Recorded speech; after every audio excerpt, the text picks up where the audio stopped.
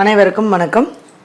இப்போ மீன ராசிக்கான ஜெயிக்கிறதுக்கான வழி என்ன அப்படிங்கிறத பற்றி பார்க்க போகிறோம்.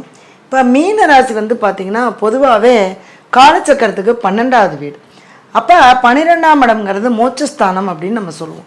ஒரு குழந்தை மீன ராசிலையோ லக்னத்திலையோ பிறந்தால் அவங்க இந்த பிறவியில் அனைத்து விதமான சுக துக்கங்களையும் அனுபவித்து அவங்க அடுத்த ஒரு பிறவியின் நோக்கத்தை அடையிறதுக்கான வழி எல்லாமே இந்த பிறவியிலேயே அவங்க பார்க்க ஆரம்பிச்சிருவாங்க.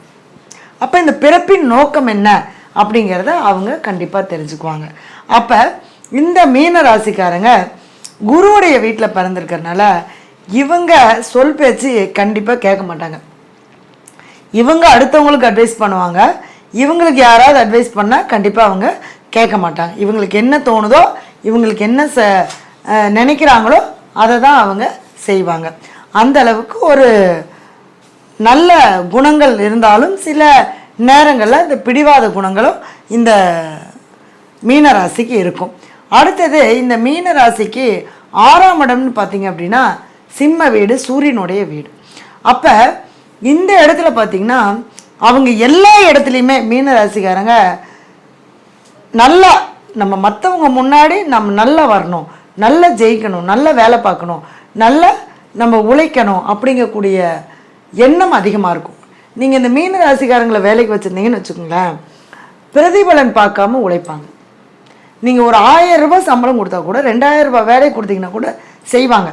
அந்த அளவுக்கு அந்த உழைப்பு, இந்த எதிர்பார்ப்பு இல்லாத உழைப்பு அப்படிங்கிறது மீன ராசிக்காரங்களுக்கு. அதனால தான் சொல்லுவேன், உழைப்பு அதிகமாக இருக்கும், ஊதியம் கம்மியாக இருக்கும். ஏன்னா உழைப்பு அதிகமாக வாங்கிக்குவாங்க. அப்போ இந்த மீன ராசிக்காரங்க பார்த்தீங்க அப்படின்னா சூரிய வழிபாடு கண்டிப்பாக பண்ணணும்.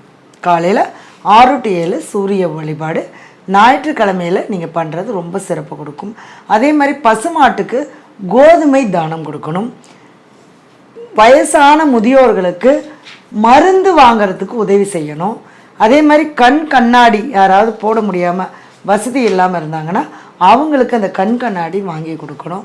இந்த மாதிரி முதியோர்களுக்கு நீங்கள் அந்த பணிவிடைகளை நீங்கள் செஞ்சுட்டு வரணும்.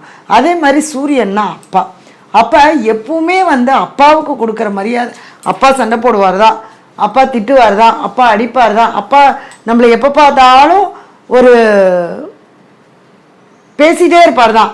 ஆனால் அது எதுக்காகனா உங்களை நல்வழிப்படுத்துறதுக்கான வழி தான் இந்த சூரியன், அந்த 6ஆம் அதிபதி அப்பாங்கக்கூடிய இடம். சரிங்களா? அப்போ இந்த அரசாங்கம் சம்மந்தப்பட்ட விஷயங்களில் நீங்கள் ஒரு கடனே கேட்டிங்கன்னா கூட கிடைக்கும், ஈஸியாக கிடைக்கும்.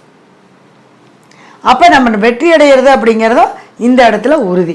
அப்போ அந்த மீன ராசிக்காரங்களுக்கு இந்த நான் சொல்லக்கூடிய வழிபாடுகள் பண்ணிட்டு வரும்போது அரசாங்கம் சம்மந்தப்பட்ட உதவிகள், ஒரு வேலை, நீங்கள் அரசாங்கத்தில் வேலை வேணும்னு நினைக்கிறீங்க, இது எல்லாமே உங்களுக்கு அந்த இடத்துல கிடைக்கும், நீங்கள் வெற்றி அடையலாம்.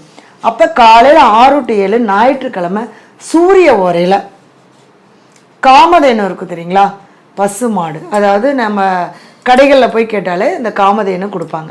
அந்த காமதேனுடைய படத்தை வச்சு 6 நெய் விளக்கு போட்டு, முடிஞ்சால் கோதுமை மாவில் விளக்கு செஞ்சு அதில் நெய் விட்டு நீங்கள் ஏற்றி வச்சு அந்த சூரியனுடைய போற்றி ஒரு 108 போற்றி சொல்லி ஓம் சூர்யாய நமக, ஓம் சூர்யாய நமக, இது மட்டும் சொன்னீங்கன்னா கூட போதும்.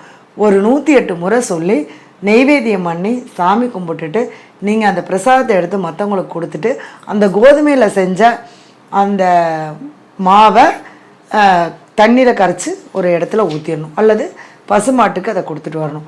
இந்த மாதிரி நீங்கள் செய்யும்போது நீங்கள் உங்களுடைய வாழ்க்கையில் கடன் இருந்தாலும் சரி, நோய் இருந்தாலும் சரி, வழக்கு இருந்தாலும் சரி, இல்லை நீங்கள் எந்த காரியத்துக்கு நீங்கள் ஜெயிக்கணும்னு நினைக்கிறீங்களோ அது எல்லாமே நீங்கள் வெற்றி அடைவீங்க. நம்பிக்கையோடு செய்யுங்க, நல்லதே நடக்கும். நன்றி, வணக்கம், வாழ்க வளமுடன்.